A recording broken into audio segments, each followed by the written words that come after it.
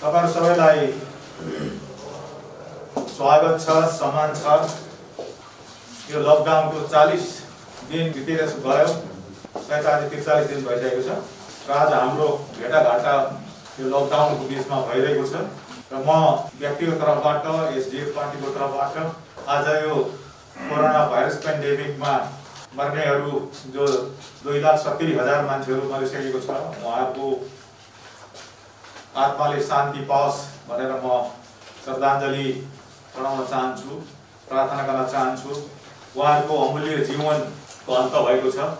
मानिसको जीवनभन्दा अर्को अमूल्य कुरा केही पनि छैन।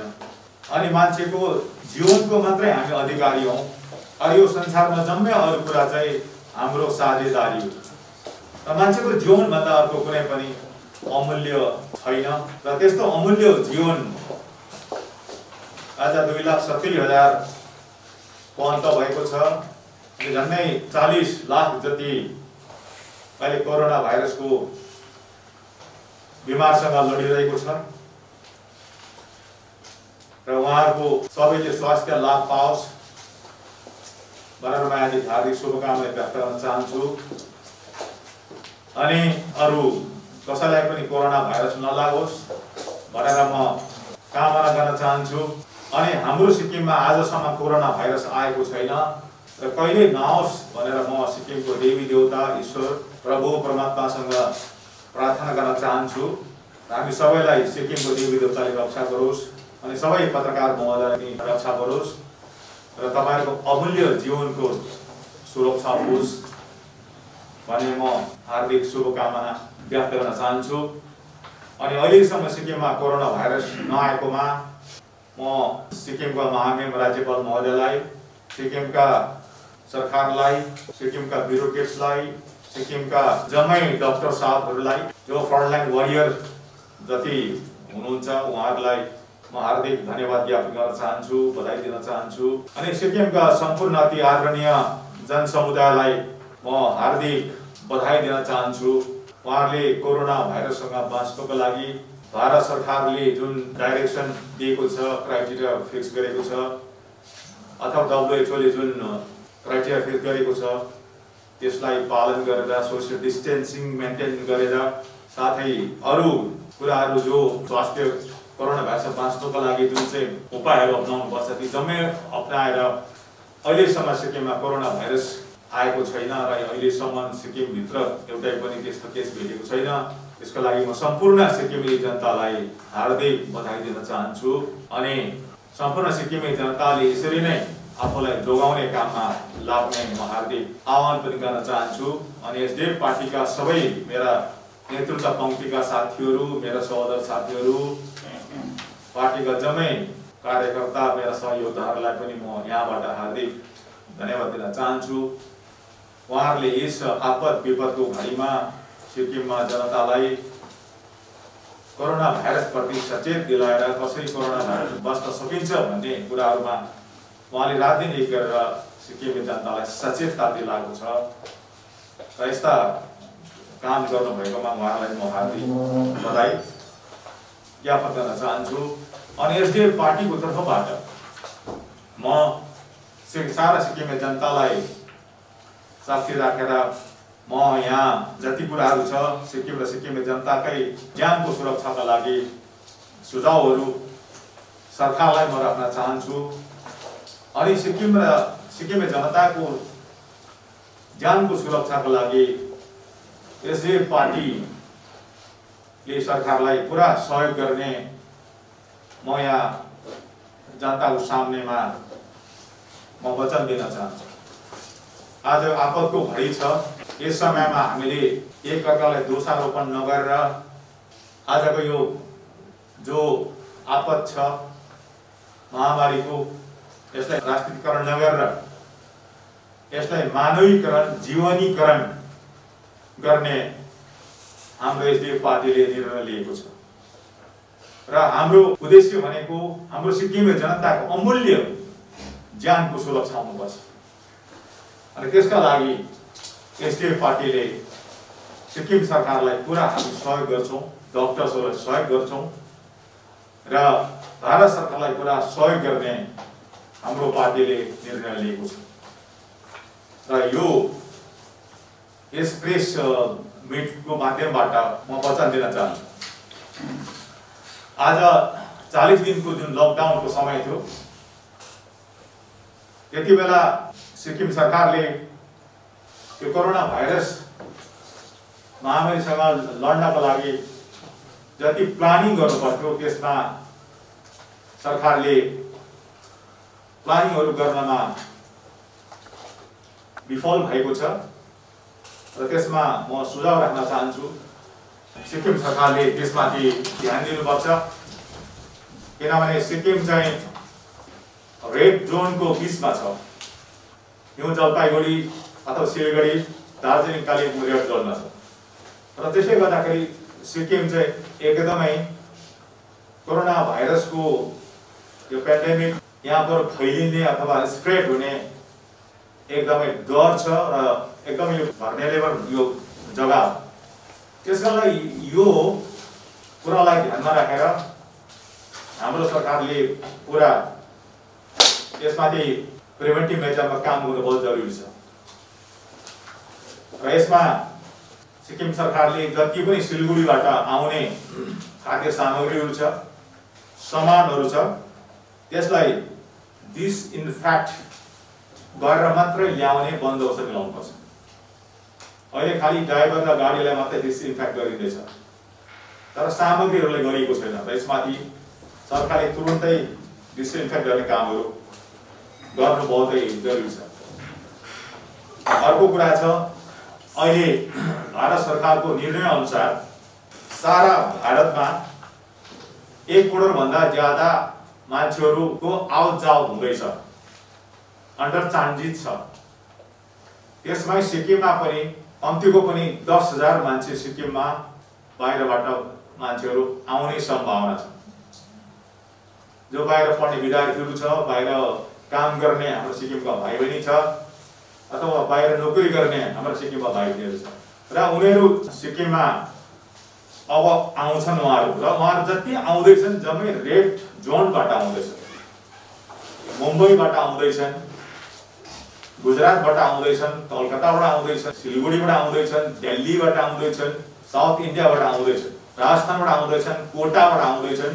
अनि उनीहरू सिक्किममा यहाँ आउँदाखेरि चाहिँ उनीहरूलाई राम्रोसँग स्क्रिनिङ गरेर तिनीहरूलाई ल्याउनुपर्छ र अहिले उनीहरूलाई सिधै बोर्डरबाट सिक्किममा एन्ट्री गराएर अहिले उनीहरूले यता ल्याउने कामहरू भइरहेको छ र त्यसो अब गर्नाले चाहिँ सबभन्दा खतरनाक कुरा के छ भनेदेखि अब क्वारेन्टाइन युनिटमा उनीहरूले लिएर राख्ने अनि 7 दिनको बादमा मात्रै ब्लड टेस्ट गर्ने कुराहरू अहिले यिनीहरूले निदो गरेको छ।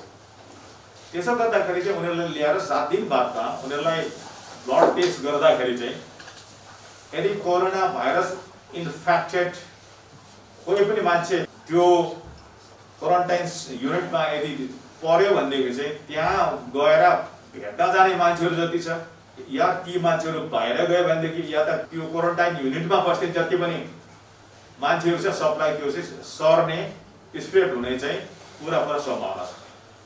अनि त्यसो भएको खण्डमा चाहिँ फेरि आइसोलेसन सेन्टरमा लानका लागि सिक्किममा कहाँको मान्छे खोज्ने, कहाँबाट मान्छे लिएर आउने र त्यस्ता मान्छेले सिक्किमको कुन जग्गामा स्प्रेड गर्ने, सर्ने एउटा बाक्लो सम्भावना छ।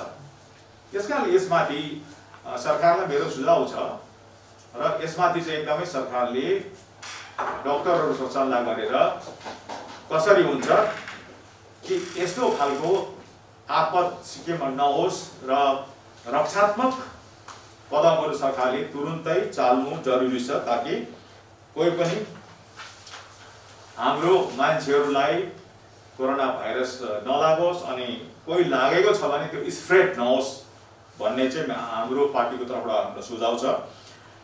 अर्को चाहिँ यो कन्टेनमेन्ट जोन भित्र चाहिँ यो क्वारेन्टाइन युनिट चाहिँ राख्नु पनि जरुरी छ। तर अहिलेको अवस्थामा सरकारले जुन लोकेसनहरू फाइनलाइज गरेको छ, होटलहरू त्यो चाहिँ पब्लिक प्लेसेसहरुमा छ, त्यो आइसोलेटेड एरियामा छैन, रेसिडेन्सियल एरियामा छ।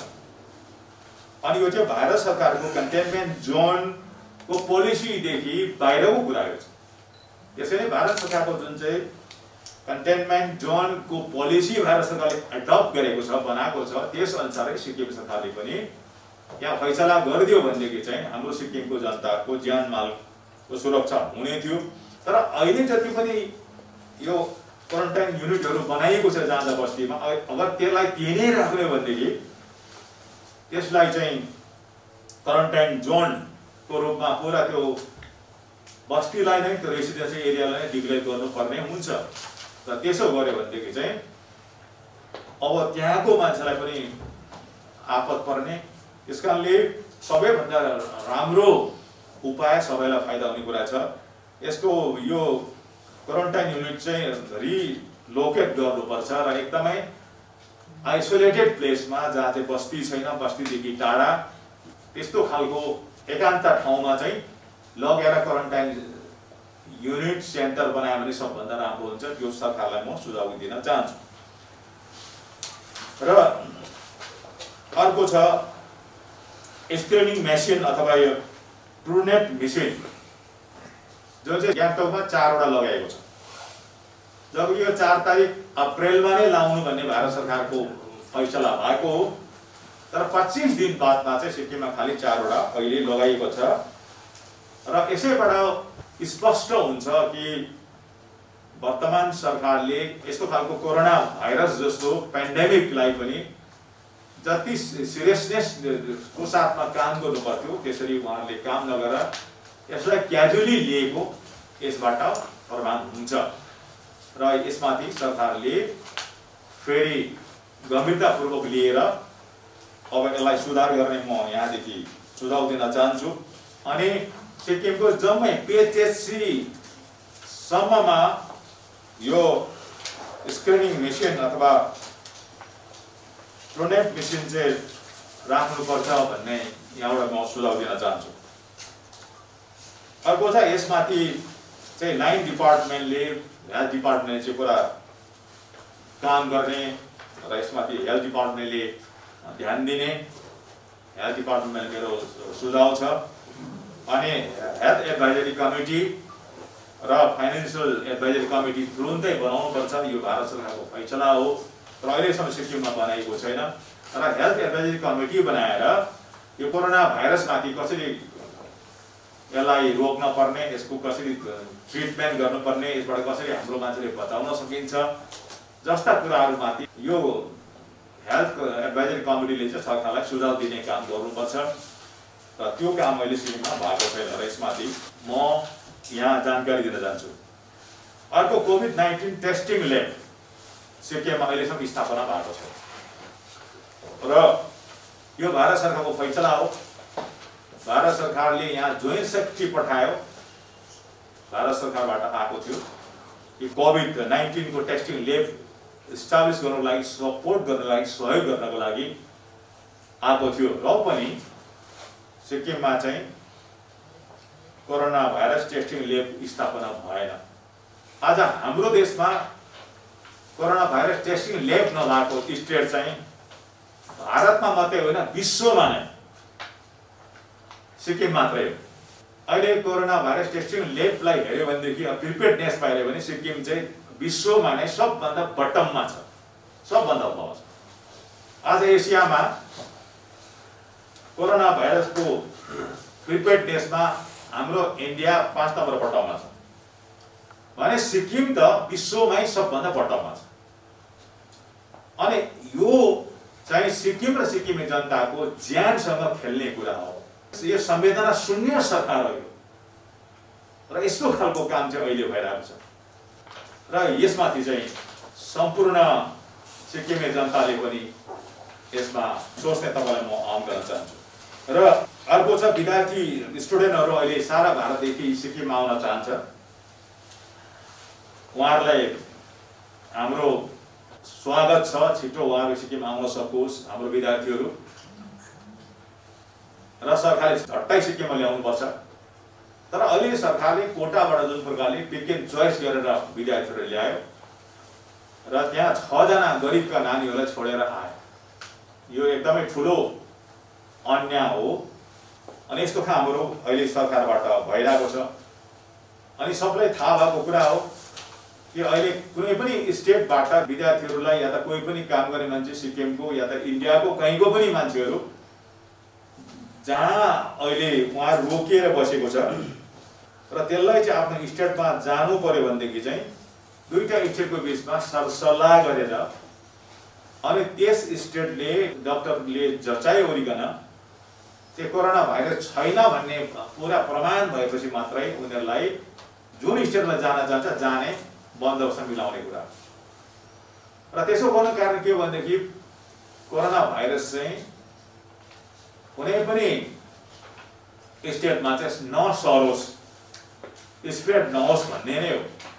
यसकारणले आज मेरो सुझाव छ कि सबैलाई कि हाम्रो सिक्किम र सिक्किमे जनताको ज्यानको सुरक्षा गर्नका लागि सबले भारत सरकारले फिक्स गरेको जुन चाहिँ क्राइटेरिया छ त्यसलाई सबले मानिदिने म यहाँबाट सुझाव दिन चाहन्छु र त्यही अनुसारले सबैले योगदान दिने म आह्वान गर्न चाहन्छु।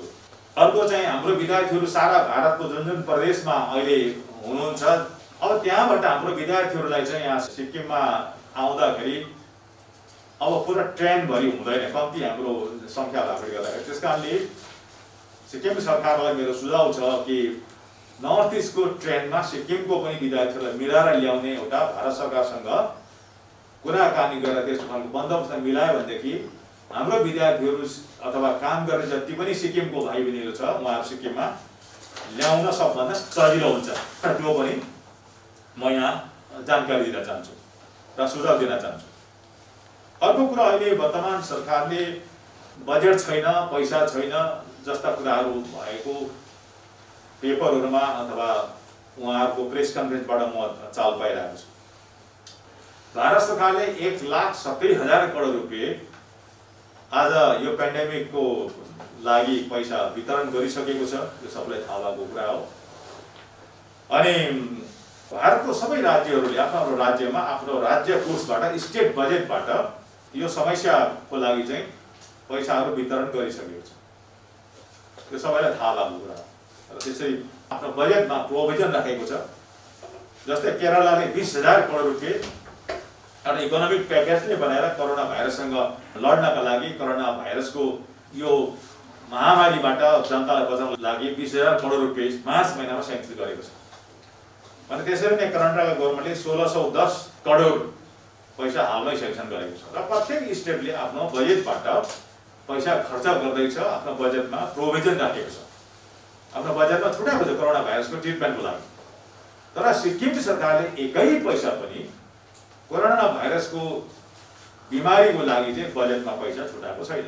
र यो चाहिँ आज सरकारको जुन चाहिँ जनताप्रतिको ज्यानमालको जो माया हुनुपर्ने हौ त्यो कुराले यसबाट स्पष्ट हुन्छ। कति सिक्किमे जनताको ज्यानलाई सरकारले माया गर्छ, कति संवेदनशील छ यो सरकार, जनताको ज्यानप्रति कति उहाँहरू संवेदनशील छ, सिक्किम जनताको ज्यानको कति महत्त्व राख्छ भन्ने कुरा यसबाट स्पष्ट हुन्छ। आज म यहाँ पत्रकार महोदयहरूसँग कुरा गर्दैछु। सिक्किमको कर्मचारीहरूको जुन चाहिँ तलब दिने पैसा जो छ अथवा सिक्किममा जति पनि चाहिने हाम्रो मेन्टेन गर्ने जति हाम्रोमा पैसा चाहिन्छ, तलब दिनु छ या त बिमारलाई दिनु छ अथवा यस्ता जो पनि हाम्रो वर्ष दिन चलाउने हाम्रो पैसा हुनुपर्छ बजेट, त्यो बाहेक जति पनि अरू बजेट छ त्यो चाहिँ यति बेला कोरोना भाइरसको लागि जनतालाई रिलिफ दिनका लागि खर्च गर्नुपर्ने हो। यसको लागि बजेटमा प्रोभिजन राख्नुपर्ने, तर एकै पैसा सरकारले राखेको छैन र अहिले पैसा छैन भनेर खालि स्टेट मिनिस्ट्रीको रिलिफ फन्डको कुराहरू मात्रै गरेको सुन्नु, चन्दा उठाउनु जनताबाट, यो चाहिँ एउटा हास्यास्पद कुरा हो। जबकि भारत सरकारबाट जति पैसा पाएको छ बजेटमा अरू पनि नेचरल क्यालेमिटीको लागि अथवा अरू पनि आपद विपदमा चाहिने हाम्रो इमर्जेन्सी फन्डहरू कति छ गभर्मेन्टमा त्यो त मलाई थाहा छ, किन 25 वर्षमा गभर्मेन्टमा थिएँ, मलाई थाहा छ कति छ भन्ने। तर त्यो पैसाहरू नचलाएर अहिले जुन खालको काम भइरहेको छ यसै एउटा स्पष्ट हुन्छ कि जनताको ज्यान प्रति यो सरकार संवेदन शून्य छ। त्यस कारणले यस्तो खालको अहिले कामहरू भइरहेको छ। अर्को चाहिँ जीएसटी को सेन्ट्रल सेयर पनि भारत सरकारले सिक्किमलाई फर्काइदिएको छ, सबैलाई थाहा भएको कुरा हो। त्यो यसमाथि बेसी भन्न चाहन्न। अर्को कुरा चाहिँ यो टुरिज्म सेक्टरमा अहिले हाम्रो मान्छेले बहुत दुःख पाएको छ। हाम्रो सिक्किममा हाम्रै गभर्नमेन्ट आएपछि टुरिज्म सेक्टरमा विकास भएको छ। हाम्रै स्टेट गभर्नमेन्टको टाइममा इन्डस्ट्रियलाइजेसन भएको छ। सर्भिस सेक्टर हाम्रै गभर्नमेन्टमा विकास भएको छ र होटल इन्डस्ट्री बहुत हाम्रै टाइममा विकास भएको। ट्रान्सपोर्टेसनको विकास भएको। हामी गभर्नमेन्टमा आउँदाखेरि 9000 मात्रै गाडीको नम्बर इस्यु भएको थियो, अहिले 1 लाख जति गाडीको नम्बर इस्यु भएको छ। र यसरी हाम्रो सिक्किममा सर्भिस सेक्टरमा धेरै उन्नति भएको थियो। तर अहिले यो पेन्डेमिकको कारणले, महामारीको कारणले गर्दाखेरि सर्भिस सेक्टर कम्प्लिटली अहिले खत्तम भएर गएको छ। 2 लाख मान्छेहरू अहिले जबलेस भएको छ।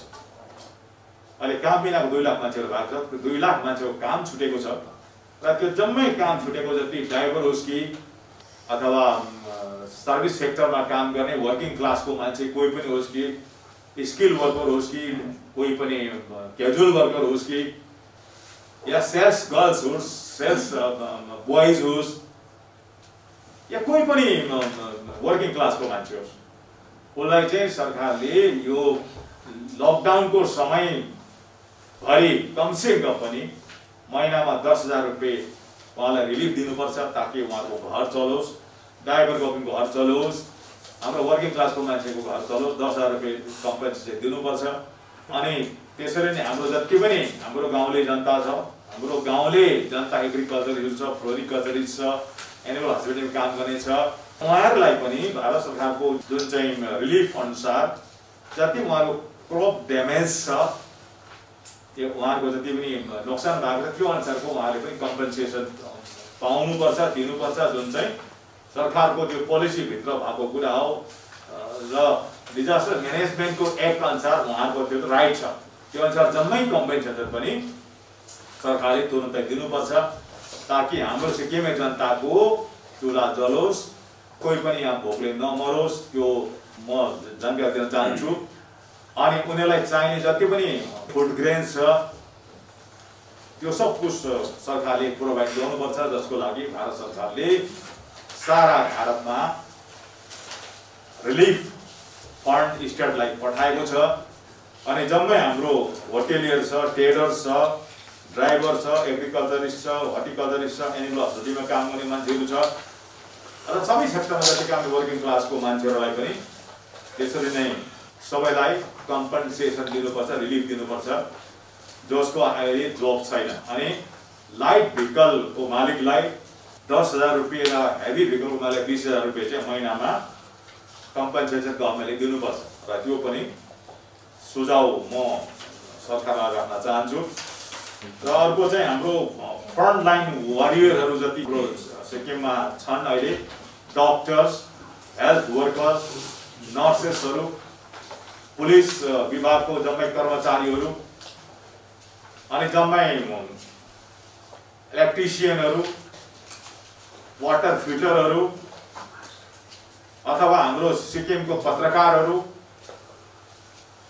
अथवा सिक्किममा जति पनि फ्रन्टलाइन वरियरहरू छ उहाँहरूलाई 1 करोड रुपियाँ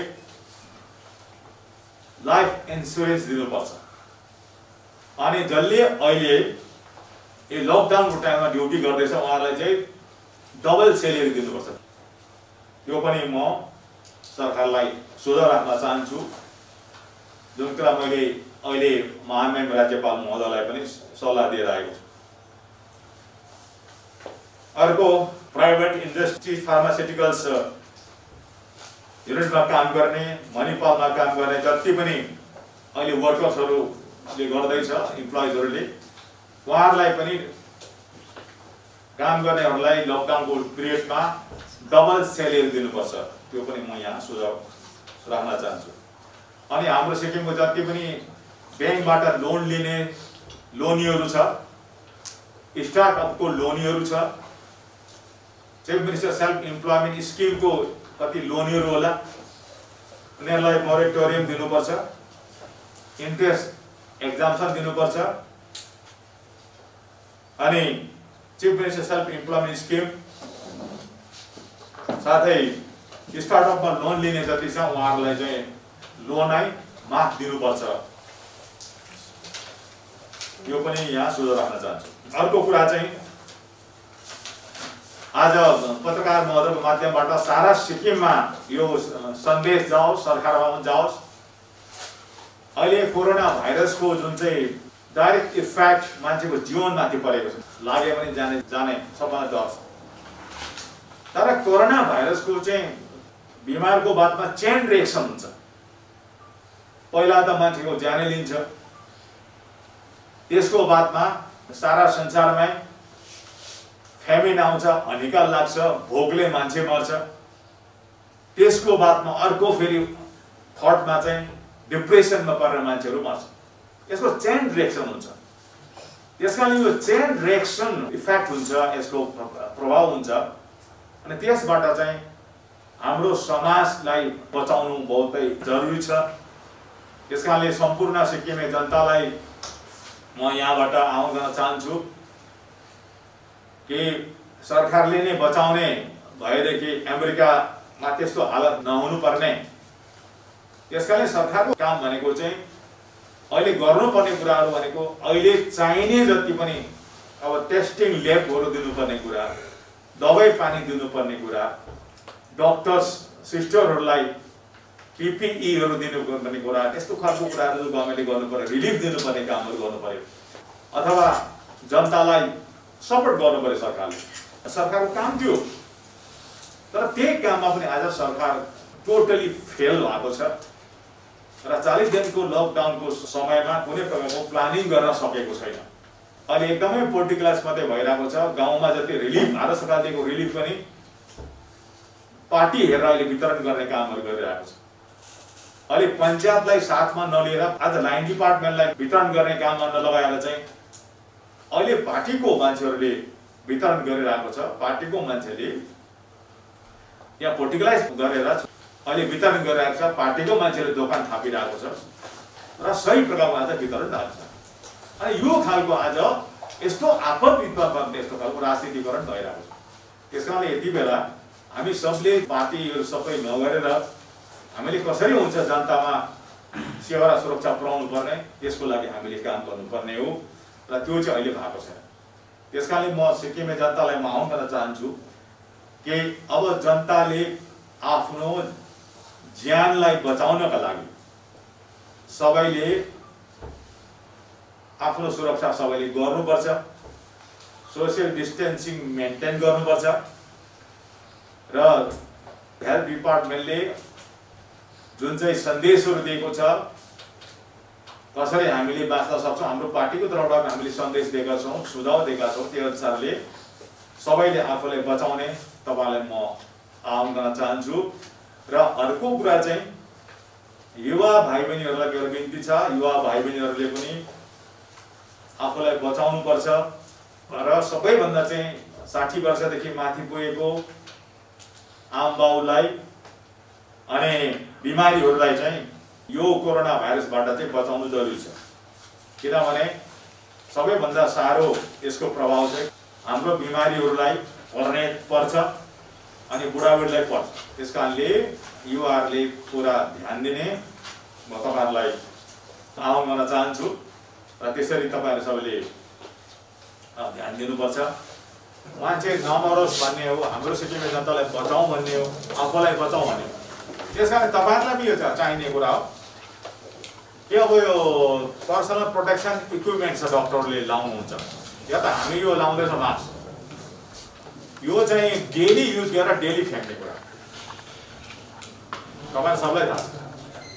हाम्रो यो मास्कको एक दिन ल्याइन्छ तर त्यो जुन चाहिँ पिपी हुन्छ डेली युज गरेर डेली फ्याँक्ने, अनि हौ त्यसलाई चाहिँ डिस्पोजल गर्ने, कहाँ लगेर त्यसलाई डिस्पोजल गर्ने त्यो सेन्टर बनाएको छ, कहाँ त्यसलाई चाहिँ डिस्पोज अफ गर्ने, त्यसलाई कहाँ डिस्ट्रोय गर्ने, त्यसको कुनै सेन्टर बनाएको छ र त्यो चाहिँ सबभन्दा डरलाग्दो छ। त्यसबाट चाहिँ कोरोना भाइरस चाहिँ फैलिने ठुलो शंका छ। अर्को चाहिँ हामीले यो जुन चाहिँ मुखमा लाउँदैछौँ यो मास्क लगाएको छ, अब यो पनि हामीले मनभरि फ्याँक्नु हुँदैन, यसबाट पनि स्प्रेड हुन्छ। जसरी मान्ने कोरोना भाइरस भएको मान्छेले त्यो जहीँतै फ्याँकिदियो भने त्यसबाट पनि स्प्रेड हुन्छ। त्यसकारणले यसमाथि पनि हामीले हाम्रो समाजलाई एकदम सचेत गर्नु जरुरी छ। तपाईँहरूबाट त्यो प्रचार होस् र यो मास्क चाहिँ मनपरी नफ्याँकौँ, त्यो तपाईँलाई मेरो सुझाव छ।